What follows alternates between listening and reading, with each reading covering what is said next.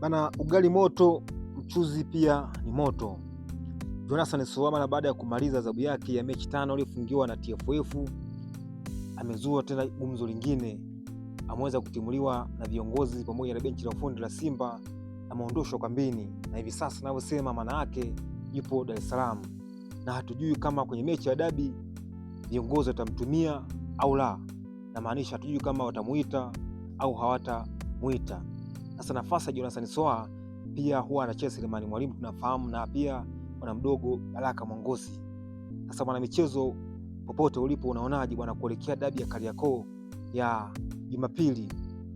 Selemani Mwalimu ataweza kubato na mabeki wa Yanga kama Job pamoja na Ibra Baka, au viongozi wamrudisha Jonathan Soa kambini ili angalau akalete challenge, akawa challenge manake hawa mabeki wa Dar es Salaam Young Africans? Unaonaje bwana?